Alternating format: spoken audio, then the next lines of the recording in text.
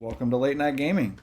I'm Poem. I'm with some of my pals here, Rufus McDoofus, and our very special guest today. This is Fraser, uh, who played Cal Red, is here on the Off Meta show in the victory circle or the winner circle, so to speak.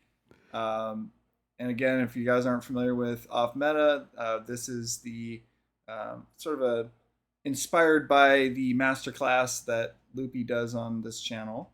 But it's sort of featuring those rogue decks that do well in tournaments and whatnot. Um, I don't know. There's a certain brand of person out there that kind of gravitates towards these types of builds, and I'm definitely one of them. I know Rufus is as For sure. well. Yes. It's sort of like the casual player that just dreams of just taking their funky stuff all the way. So if that's you, you're in the right place. And welcome to Late Night Gaming. Kia ora, welcome. Thank you so much for having me. Yeah, great to be a part of this. Been watching you guys evolving this series. Been really, really cool. So great to actually be part of it. Sweet. Rufus, you want to get us started? So, yeah, so tell us about Cal Temple. Cal Temple. Yeah, so this was a deck, I guess, was spawned from necessity, I guess. I've always loved making, building, piloting, like kind of rogue decks off meta. Like I come from Magic, always played off meta there as well. There's something just so enthralling about playing this thing and no one, as soon as they have to like look across the table and read what he does, like you're doing something right. Um, so this was a cool one. I saw him when he was spoiled. I was like, when Mando from set two was spoiled, like I always want to do something with the tapping down for that as well. So I used to play like Mando, like double yellow and stuff. But this one looked even more interesting coming out as like on resource four as an aggro leader. I was like, okay, there's got to be something here. And I basically helped run the event that we had, the Rogue One event. So it's like a community run, basically PQ event here in Wellington in Aotearoa, New Zealand, run by three guys, where we got Dave Marquis, Dave Moore, and Matt Chan. They formed kind of the senate, I guess, of the community here. So they put together this event. We ended up getting 36 people coming, like just locally, and a couple from around the country of the North Island as well. And I was tasked with kind of running, judging, and like videoing the event. So I wanted to play something that was quick, that was simple, pretty straightforward, that I'd be able to just be, 10 to 15 minutes per match, just and then I can go and do the thing and run stuff. And that landed on this, made even better by the fact this was the only showcase I pulled in all my boxes for opening the set. And then a mate Alex traded me a hyperfoil Temple of Destruction. So perfect. Like it was meant to be. Awesome. Um, yeah, and I guess I've always played control, so this was a really nice test to how can I build around knowing a lot of the control lines and the ways of play. What would I hate to see across from me? And one of those things was readied units. That was the thing, that basically the theme for this deck, dealing damage in a way that was unavoidable through like four cores and stuff. So I kind of envisioned the whole, like, because of Temple requiring the 3 damage to be able to gain the force, it means that you can play a lot of the more like aggro kind of, I guess, meta-ish cards like the Falcon and stuff. So you got in the deck, I guess you've got your Venestras, your Cassian Andals, and your Falcons as your readied units. You've got your 4 causes. So between those, being able to just guarantee damage a lot of the time, mostly in chunks of 3, sometimes 4 to 6, depending on if you're bumping and stuff. Um, but yeah, the whole idea was to just keep pumping away 3 damage at their base, like every turn, hopefully multiple times if you can. Just doing it so quick that they can't really keep up with it, being able to swarm the board, migrate to ground or space, depending on what the state is looking like. Also, I guess I was lucky because I also I know the meta here quite well. So knowing, for example, needing a lot of like Saboteur and stuff, because I know there's a lot of people who play a lot of Sentinels here. You got the new Chariot unit and stuff, which is a pain for this kind of deck to deal with. You got the children's stuff for blue black control. Yeah, and then just other ways like having K2SO there, just to another 3 damage that they're gonna have to take unless they're no glorying or whatever. Yeah, that was kind of the general gist. It was born out of necessity. It was a way for me to like play something other than control, but also something that I found enjoyable because I just like Cal as a character as well. Pretty Are much, yeah. you? Did you? So are you like a tournament organizer? Do you own your own game store, or can you tell Yeah, us more about co-run that? a game store here in Wellington, Aotearoa, New Zealand. The Goblin Games. You can look us up. Oh yeah. Yeah, it's just Oh, shout out cool. to Alan, Toby, Cecils, and Courtney and Nucky. We're all just a real tight knit team there. But we just hosted the event basically in the hall next to us. Um, so I was just I run the weeklies and the store showdowns and stuff through the store. So just lend my talents for the day, but also wanted to play. So I just want, find a yeah, balance, I guess. wanted to make sure your store got a shout out there. So Yeah. Oh yeah, Goblin Games. That's the one. Very cool. sweet. I'm interested to kind of hear why you thought this was kind of like the the deck that was just the easiest to kind of just put together and was Mhm. going to be the quickest to finish your matches and stuff versus some other kind of aggro decks. Like, what was it about this particular leader that had I you kind of really gravitate like. towards it? Yeah, I really like Cal versus other aggro decks. So I know there's always going to be Sabine players there. There's Kazudas coming through now, there's even Mando players playing like double yellow and red. Playing, there's like a lot of different aggro leaders at the moment, and Cal just, in my experience, has been great at that. Not so much Leia. Leia kind of it's really hard for Cal to deal with Leia because she's action cheating you. But with Cal being able to like tap down their if you're playing like for example the Youngling Padawan, you've got initiative, you can play that. You get the force turn 2, you just tap down the unit, they don't get the damage, and then you usually play a readied unit to just swing. And you keep the momentum going. You can take down whatever their space unit is with the Falcon usually, and just like keep them at a deficit basically for most of the game. Really funny facing Sabine when you can Cal tap down and then deploy so that you can threaten Sabine swinging. Because they, sometimes they want to chuck a dark saber on. If you're just gonna swing and tap it down, it's like come at me kind of thing. So you can make a lot of the decisions in those matchups, especially Kazuda as well. Because you can usually make sure there's only like 1 or 2 readied units on the board for them. Either that's through you just having more actions available, or you can do cheeky passes that you normally wouldn't do in an aggro kind of matchup. And Cal just helps to leverage the tempo a bit more against those. Also, quite funny against control matchups in the late game, when they got the Avenger out, and you can just claim to tap down if you've got the force to make sure that you can get your unit safe or play multiple units for that turn, kind of thing. Definitely some niche cases where that's like come in absolute clutch. I don't think that his having the force is necessary for like, all the time. But you've only got the payoffs. I guess what you got Kiadi, you've got Mace and Venestra. Really, your only force payoffs in the deck. Um, and I mean, Kiadi is a great one, absolutely great one to be able to draw in an aggro deck and have the body is really really handy.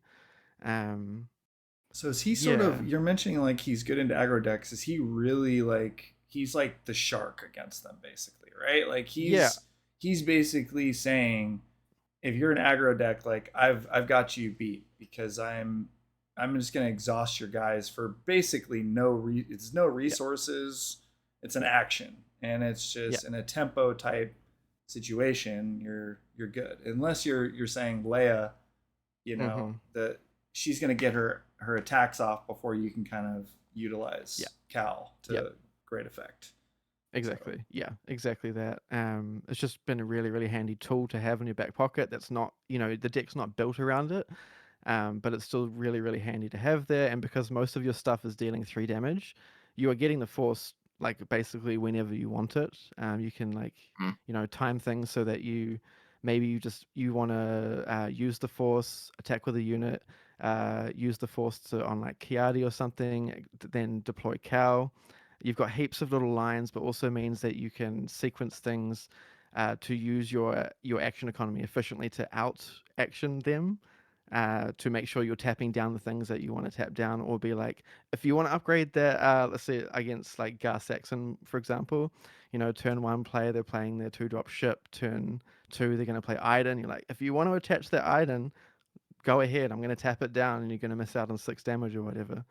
So it's really good in those kind of matchups where you just want to be like, you make your choice because you've got to take this into account now.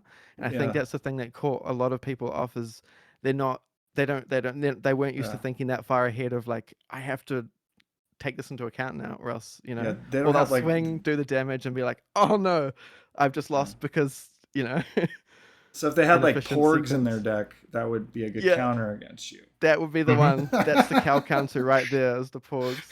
The Rex Green deck, you'll smash this deck 100%.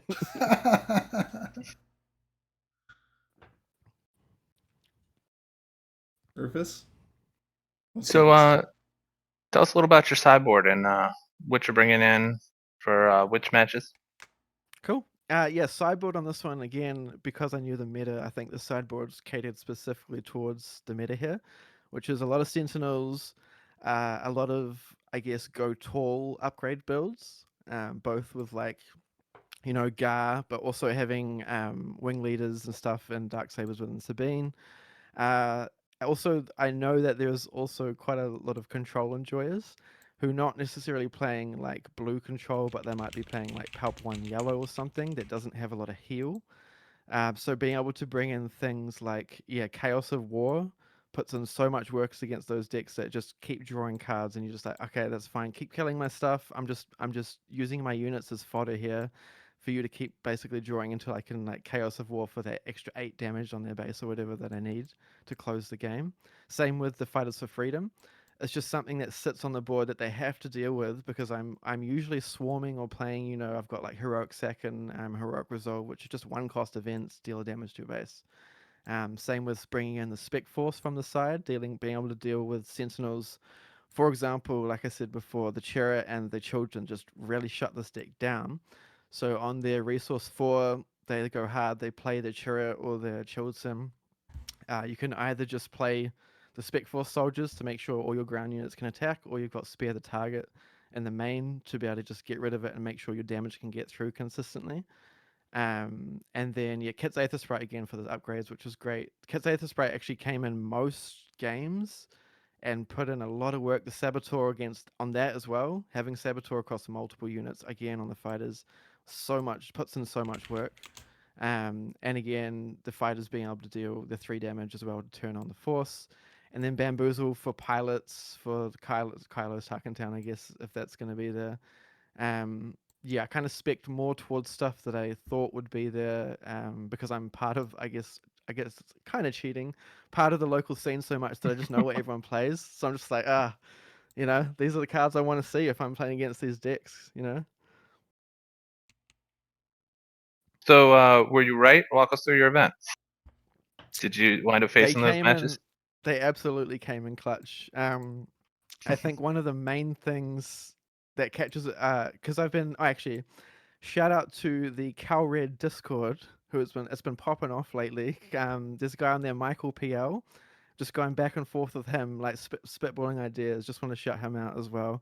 He's as an avid Cal Temple enjoyer. So we've just been thinking about things. For example, one of the disagreements that we had early on, I think a lot of people had, was Spare the Target in the main. People either didn't play it or they put it in the sideboard. But being able to trigger, for example, the hit rate on this currently is 94% for a cause, because you're not playing Waylay. So having Spare the Target with the Heroic is obviously great. But again, as a way to get rid of the Sentinels. So for example, for the matchups, it's round 1, we had Talzin Red, which honestly is such a bad matchup for this deck. Then the -1/-1 is just brutal if they can get the Force unit turn 1 and start like making sure that you never get the Force. It's really, really tough to deal with that. I found, the best way I had for that was to kind of bait things out. For example, we'd be able to play like Heroic Resolve and Frisk the pilot, so that you could get that extra 1 HP so that you wouldn't die to the Talzin. Or for example, if they they Talzin assassin you, and they're like, "Ha, I've got you because I can -1 you," and you just play heroic resolve, and you not only save the unit, you keep it around. You it's another threat there for later, kind of thing. And they've kind of just wasted what their entire turn trying to kill this one unit when you've got your other stuff on board that you can deal. So Talzin Red, super hard. Force throw, double force throw on that feels real bad. But fortunately for us, they don't have a lot of space or ways of dealing with space besides, Power of the Dark Side, Force Throw, Force Lightning, that kind of stuff. They generally have to just be playing events to deal with space. And they've obviously got the -3 from Talzin's Assassin and Anakin and stuff. But that's basically how I got through these matchups, was swarming space, going tall with stuff like Frisk for piloting. And then just getting extra pumps, again, Han Solo is basically like a better snapshot reflexes in the deck. Just stuff like that, trying to make sure that I can avoid all their main threats, or I'm putting like a K2SO something down that they're going to have to deal with eventually, or have, if they don't have the No Mercy, they're going to have to take 3 damage probably from that. So yeah, Talzin, definitely difficult. So real Would quick not before you recommend. keep going, can you tell us a little bit about like why Frisk the pilot? Like what is Mhm. what is his Frisk what is does he in the do? deck. Yeah, he's basically in the deck as a 3/2 for 2 on the ground. He's just another way to deal the damage consistently, but also in a meta currently with a lot of shields, a lot of like 2 cost or less upgrades, like hot shot, snapshot reflexes, even like corrupted sabers, and those kind of things. Seeing a lot of play at the moment. So I find he is very versatile card because you can go tall on things like your red 3 to protect it because it's only got 3 HP kind of thing. You can you can keep it in your hand as your turn 1 play if you really need to, or otherwise you're playing it a bit better later on to save damage on stuff, to deal more damage, and to defeat the upgrades. Because it feels real good going into Gar, being able to kill their snapshots and their hot shots for free just by playing him. Feels really, really strong. He's just, versatile card. Would highly recommend playing him for sure. Again, I think he was one that people weren't really on in the early stages, but yeah. All right, you want to keep going through that? You're going through your tournament Yeah. run, right? Sabine ECL. That was the second game. So yeah, Talzin I won 2-1. He got me in the second game. Yeah, I couldn't do anything. His third game, I think I just committed to space again, like I said, and was just able to outrun him in space. He couldn't, he can't do too much when there's like 4 or 5 ships that are also like harned up and stuff. It's real hard. Second match was Sabine ECO 2. Yeah, that went 2-0. That was a super quick game. Like I said, I think that was over in under 10 minutes from memory, just because it's so glass cannon each side, just trying to do the damage as fast as possible. And again, got the lucky draw of the young Padawan turn 1, was able to keep the tempo going and just make sure that Sabine was tapped. Never really got a swing with Darksaber. That was great. Felt really, really good. And then being able to, spare the target, something that had just been wing leaded. There was some really cool plays. It didn't quite feel like you're playing the control in that, but like you're definitely keeping them off this stuff, and then you just hit their base from there basically. And I think the game's ended before they can even ECL out Poe or Wrecker. So they would have to have like ECL'd a fleet lieutenant or something, or a K2, their own K2. That one was super, super quick. And then game 3 was against Matt on Gar Yellow. That was another 2-0. Again, that was just knowing the matchup of like, I've got Frisk, I've got Ketsu Onyo, another great one against that matchup. She's only got Saboteur, but defeats the upgrades. So, for example, being able to kill their shields on their sages or whatever they're playing, to make them trade with you unfavorably, because I think I would rather them killing their own units than just get the free trade, get the free kill with the shield. Um, and then having stuff like spare the target to get rid of the Iden turn 2, that's backbreaking, man. Like that's really hard to deal with. It just puts you so far ahead. And then being able to use like Han Solo and stuff for their in space on the Millennium Falcon to like kill their stuff with first strike, basically with the Falcon unit, is really, really handy in that matchup.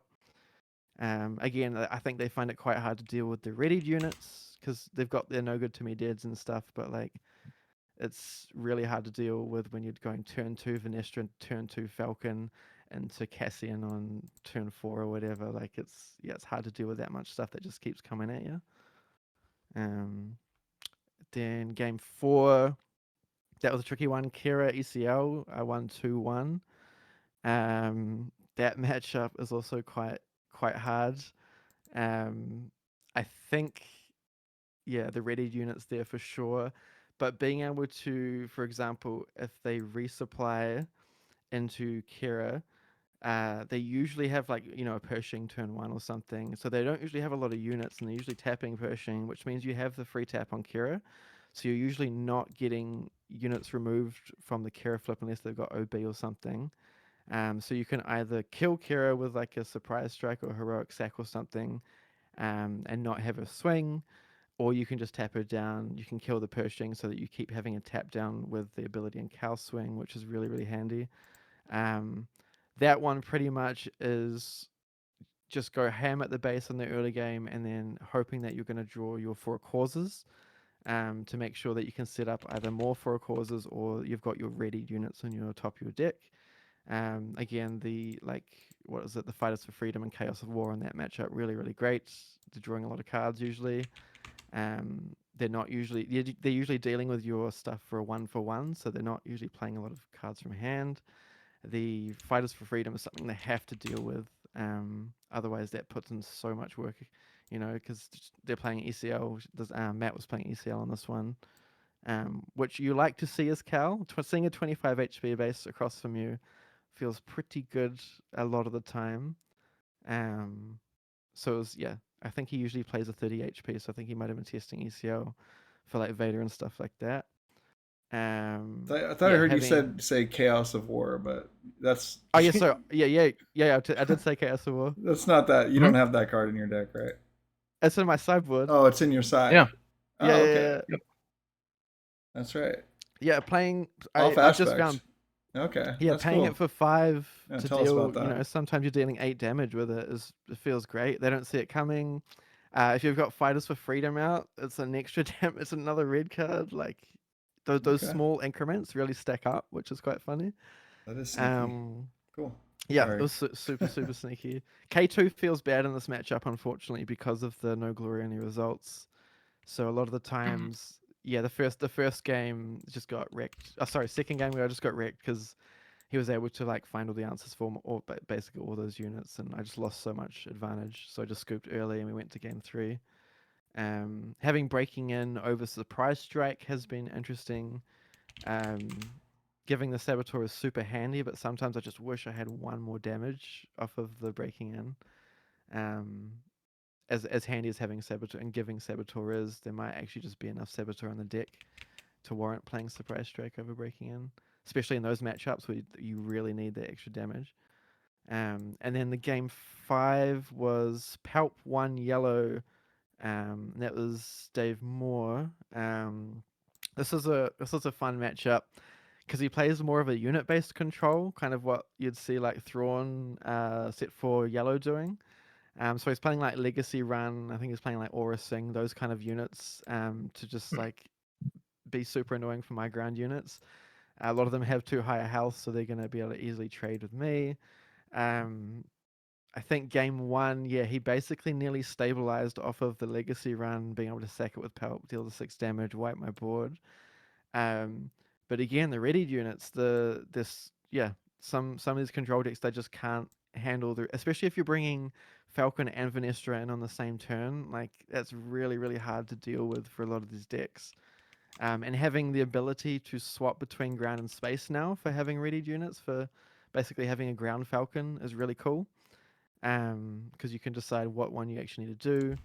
And again, having the 4 causes and Chaos of War to be able to just make sure you can guarantee damage without having units on board is super strong in those matchups. That was so I ended up going 5-0 in Swiss. And then got to top 8, was against I played the same Gar Yellow, Matt Chan on the Gar Yellow. I guess actually this is why I love this game so much, is because it always comes down. There's so many less non-games in SWU than there are in, like, say, Magic, for example.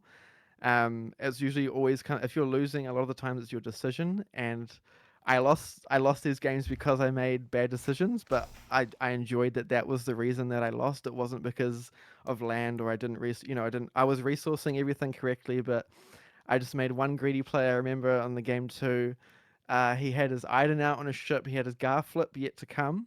He had a unit on, and I had a unit on. I tapped down his unit so that he couldn't get the damage through. And I thought he was going to deploy Gar. I had to spare the target in hand for the Iden. I got my damage in. He claimed he claimed, and then I got my damage in. So he caught me off guard with that because I just got a little bit too greedy. And then he was able to start killing my space stuff, and the spare the target was just a little bit too late. But I love those kind of games because you can see where you went wrong along the way, and where it, like, diverged, and you're like, oh yeah, it wasn't luck, it was me. So yeah, got knocked out by Matt in there, but it was super cool games. Yeah. So yeah. So what were some of your MVP cards? Definitely Falcon Venestra for sure. Yeah, I think a lot of people forget Venestra is even a card. I don't know. I saw that card and I was like, this seems great. She's like $1 rare or something. Um, Ground Falcon. yeah, literally Ground Falcon. I don't know. I mean, yeah. Uh, Spare the Target for sure. Spare the Target was just cracked for getting rid of, like, pilots, for getting rid of Sentinels. And Just really you're really running handy. Spare the Target solely because of For the Cause Yeah, over Waylay? that's literally it. Yeah, so I'm at a what we've only got, 3 yellow cards, so we're at a 94% hit rate on For a Cause, which feels great. Yeah, That's it's the other just thing. breaking in, right? Yep, 3 breaking ins currently. Yeah. Um, and then when you sideboard in, like, For a Cause, Chaos of War goes up to a 90% hit rate, I believe. Yeah. Um, Han Solo, great, really really cool to have access to him as like a snapshot reflexes, but also like a first strike with the Ah, Falcon comes in quite handy. And then honestly, I mean, I said those, but Frisk, I don't know, Frisk, man, slept on, super slept on right now. Just the versatility of being able to be a 3/2 for 2 on ground, or make something big and get rid of an upgrade. It was so handy. So many shields, hot shots, and stuff like that. Yeah. Were there any cards that you didn't think were really pulling their weight? Yeah, Mace Windu for sure. I didn't Yeah. play him once the entire tournament. And that's not because I didn't get to it. It's just there was never a time when I wanted to play something that didn't have ambush, that just sat there and would deal 4 damage to something, usually shielded, or something that wouldn't kill. It wouldn't kill. Just felt really bad. I think that's the thing about this deck, is that I want each card to be a threat as they come down, or at least be doing something as they come down. And Mace just didn't really cut it. I've now updated the deck to cut Mace for Poe Dameron, and then move to spare the targets to the side for sneak attacks, to further that goal of being able to, like, make sure that things come in readied, that you're dealing, like, unavoidable damage a lot of the time. Because I think that's what the deck was missing, was just a few more cards that were able to deal, like Chaos of War. I want to see more cards like Chaos of War and stuff that's dealing damage, with either some downside to you or something like that. And sneak attack just has, in recent testing, been huge. Playing Poe Dameron on 4 resources, dealing 8 damage to the base. You can play him on 5 resources if you got Heroic Sack to deal 10 damage to the base. Like, that's a lot. That's a lot to Hmm. deal with, you know. Um, yeah. So Mace definitely was the one that I would be like, during the tournament. I just didn't like seeing him. He would either be an immediate resource, or I would hold out hope and be like, is his time's coming. His time's coming. But I would just rather be playing, 2, 3. I would rather be playing Vern and Falcon on 6 resources, or mixing out with like 2/2 drops and like Heroic Resolve or something. Just I want to be doing more than just playing a 6 drop unit. do you have Okay. enough like card draw Like, do you feel like Kiadi just solves that? Kiadi and heroic sacrifice. Having 3 heroic sacs is honestly has been kind of big. Just replacing things, especially on like. Oh yeah, I guess that's true. Because I'm technically looking at the other deck. And that iteration for the tournament, yeah. Kiadi put in work for sure. There were times that I played him without the card draw because I just wanted to have a 4. I just wanted 4 on the thing, um, and I wanted to make sure that I could guarantee his 4 damage. So it just felt awkward to get the force to the. There's only one action, but it was the one action that needed to secure 4 damage rather than 2 cards. I think he's great for the deck. He's an absolute 3 of for sure in the Cal Red, because the drawing just helps so much. Also helps you find 4 calls faster. You 2 cards is still cycling your deck to find 4 calls faster, which means you can find another 4 calls off your 4 calls, which feels really, really cool. And then yeah, the cheeky draw of heroic sack, honestly, as was put in a little bit of work. Um, yeah, card draw at the moment I think is in an okay place. So I'd like it to be slightly more, but I think there's not a lot of space left in the room left in the deck for card draw at the moment. Sweet. So, what sort of decks does this deck struggle with? Data Vault. Yeah, actually, the Talzin Red from the tournament. Yeah, Talzin Red, Nelson? really hard matchup. The -1, just making sure that you're hardly ever getting the Force. If they're lucky enough to get the Force unit, is so brutal. Because otherwise the matchup is actually quite like it's even-ish if you can keep them off the Force and stop them getting -1. Um, the Data Vaults, particularly like even like Boba Data Vault can be pretty tricky. I've found that often in that matchup, I'm trying to make sure that I can kill their space units. So I'm playing a little bit of control earlier. So if I'm lucky enough to get the youngling Padawan to make sure that I can tap down their turn 1 play, and then I can, if they go ground or space, I can hopefully have the Venestra or the Falcon to answer the correct one. So they can kill their turn 1 bomber or something in space for free. Feels really, really good. Put them on the back end. Force throw decks, because we have so many 2 health units, can be really awkward, especially if they manage to get 2 and 3 force throws off. Feels kind of bad. Luckily enough, we have what 5/1 resource cards in the deck, which can help if you're discarding a heroic sack to their force throw. They don't get a huge amount of value off of that, and you still secure your 3 damage a lot of the time. What else? I guess people have had trouble with like Tarkentown decks, like Quinlan and Cad Bane. I haven't really had a huge struggle against those. I think it's still absolutely winnable, and I don't think it's a bad matchup.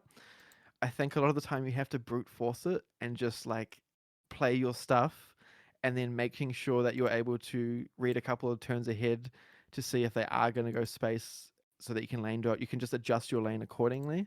Because I think that's a really nice thing about this deck is that it can lane dodge really quickly and really well.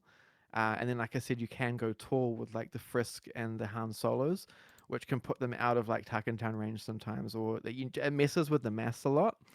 Um, yeah, the same with Cad Bang kind of thing is like, I think a lot of the time it's about brute forcing it. A lot of people tend to pass turn 1. Um, Sometimes I just want to make sure that if I've got like a youngling Padawan and turn 1, maybe I'm wasting that. Maybe that's my sacrificial play, so that turn 3, I'm just straight up playing a Falcon, dealing, and then going straight to the base. I think the key to this deck is knowing which Falcon and Venestra, which of those to hold for the correct time, and making sure that you're reading the board state correctly to be like, I'm going to have to swap lanes in about 2 turns. I need to hold on to these 2 Venestras, which sometimes feels really weird to hold on to 2 Venestras, but usually ends up coming in clutch because they're going to kill one, but you still got 3 damage. You play another one, 3 damage. They can't deal with it. Now it keeps doing 3 damage. K2 feels really good against Quinlan and Cad because they just, it's hard for if they might waylay it. I don't know.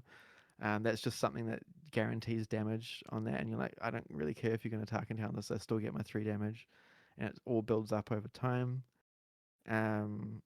I guess the other one that I've had trouble with, at least online more than in person, is the Obi-Wan Virgins Temple deck. Just so much like high house stuff and a lot of heals, sentinels, that kind of stuff. They just have a lot of the answers for this deck, unfortunately. I guess the other one that came up a little bit is the Vader deck. You can absolutely race the Vader. Like you will outrace the Vader most of the time, unless they get the clone combat and OB, in which case you're usually gone at that point. But I found I rarely have lost to Vader unless they're during the clone combat. You still got spare the target for that and stuff. The tap in that matchup is not as relevant, especially in the later games. But in the early games, the tap can save you like a couple of damage on your base, especially if they are just trying to race you. And the readied units help so much for that, because you can, if you want to, start controlling space with the Falcon and then build it up. You can start getting your Frisk and your Han on there to just make sure they don't have a space. You just got to make sure that you can still be dealing damage. Yeah. Any tips for new players picking up your deck? I think maybe be prepared to lose a lot. I don't know. I think people see the aggro deck, and they're like, I mean, maybe they're looking at this and they're just like, it's like similar to like a Blonde Sabine or something. I just think it plays completely differently, especially with all the ready units, having a lot of the upgrades and the pilots and stuff. I would say maybe uh the first like dozen games or so, if you're going to play it, is to test how you feel about Falcon and Venestra, making sure that you're able to like think a couple of turns ahead to be which one is going to be required. For example, Falcon can be really awkward on your cow flip because you're going to have to pay the 1 resource. Usually you want to pay the 1 resource to keep it up, which means on resource 4 you've only got 3 resources. So maybe it's actually better to play Venestra turn 2 to make sure that you have your 4 resources up for the cow flip, so that you could play the Falcon and maybe Heroic Resolve to get the most out of the 4 resources. Or you can swarm 2/2 drops. One of my favorite plays is getting red 3 down really early, especially on the cow flip. So if you go turn 1, maybe the N1 Starfighter swinging in. Turn 2, you play Venestra swinging in. That's another 6. You got 6 damage there. Turn 3, you play red 3, so that now you're doing another 8 damage with your 2 units. Then you can play Cow, and then you can put Heroic Resolve on Cow for 5 damage. Things like there's just a lot of the 4 resource turn can be really important planning for it, to make sure that you're not wasting your resources and make sure you're using them efficiently. Because sometimes you just want to drop K2 or Kiadium. Sometimes you just really need the big body and the card draw. Other times you're wanting to either get 2 units down, or like I said, one of the popular 3 drops and the Heroic Resolve. Having the 1 drops to curve fill is really, really handy. And then I guess maybe don't worry too much about my sideboard, because that was catered purely to my my local scene. But do try out Chaos of War, because that thing is so much fun. For sure. Sweet. Yeah. I mean, I think we're getting to the finish line here. Cool. And you've been a great guest. This is a cool deck. I mean, we're able to push it through, and like you said, it's a fun deck to play. You can, if you're someone that likes breaks at tournaments, if you don't like aggro decks, then you have an aggro meta at your local or something. This is the kind of build that you might consider. Definitely give it a go. Super. It's just it's really fun. I can't explain it without playing it. Have you tried, just before we end, have you tried Cal in like other colors or anything? There's a Cal Blue build that's really, really fun, which is more of a mid-rangey deck. I've also seen a Cal Droids deck with Babu Frick and a lot of the 1/4 droids floating around. That looks hilarious. I tried him double yellow. I I always try them double yellow, just because I want to play Final Showdown, but doesn't it's not as Final strong Showdown. as the Temple, unfortunately. I'm a double yellow guy. I've been Yeah, waiting to bring yeah, that back. absolutely. I want to play Final Showdown before it rotates. Like. Yeah. Yeah, Tempo feels like a great fit here, just because Yeah, everything's basically doing 3 damage, yeah, yeah. And other if than you're like playing the the force young Padawan. space, yeah, if you're playing the force space, there's not a lot of like force units that you're using in an aggro matchup anyway. So it just it felt really awkward playing it as a force space. Would love to have 28 HP for sure, but yeah, Temple's where it's at for sure. All right, we're back, and I'm here with Fraser again. And Fraser messaged me that they had something else that they wanted to include in this recording. So take it away, Fraser. Yeah. So I got caught up so much yesterday talking about the deck, completely forgot to talk about the community I want to shout out. Um, I left the store to come do this interview, and there was like 16 people playing Star Wars there. So just wanted to give a quick shout out to all of you who came down to play. Also, just the community here, everyone who shows up like every week to play, you like put in so much work building this community and making it what it is. It's like amazing to see and be a part of. Definitely like, a change from other TCGs been involved with. Put in so much work. So thank you so much for that. Thanks to my testers who helped me with the decks and stuff I'm brewing, my partner Tadanaki. We've got Cecil's at the shop and Hayden and two, both, all of you helped me so much, whether it's like Cal Red or like a nasty item blue build or something, just thank you so much for that. The crew who put together the Rogue One event, and in the past, we got Matt Chan, Dave Marquis, and Dave Moore. You guys are absolute legends. Dave Marquis, you put in so much work for this community. You're like a pillar. So generous with your time, with your cards. Building decks for new players and stuff, and putting together the Saw NZ Discord and running that. Yeah, so much work. Appreciate you guys so much.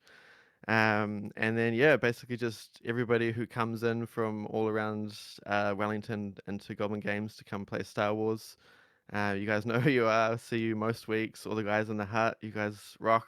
Nice to see you come through when you do. Just general.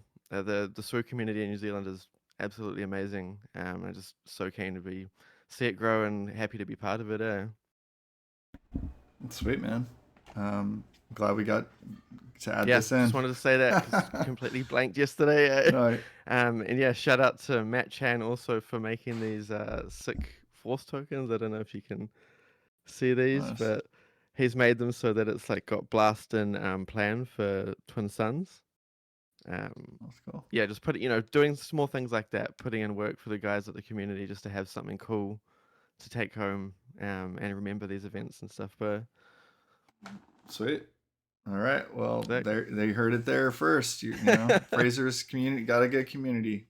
And Absolutely. One of Yeah, many in this for this game. So cool. Yeah, and again, thanks to you guys for having this platform and opportunity for people to like talk about this stuff. I feel like you guys are kind of one of the only people on YouTube doing this at the moment. So thanks so much for holding that space for people. Honestly, it's keeping me interested in the game at this point. Just talking to people about the stuff that they're working on and hearing their excitement about it and how it went and all that kind of stuff. So, thank you. No, pleasure. All right.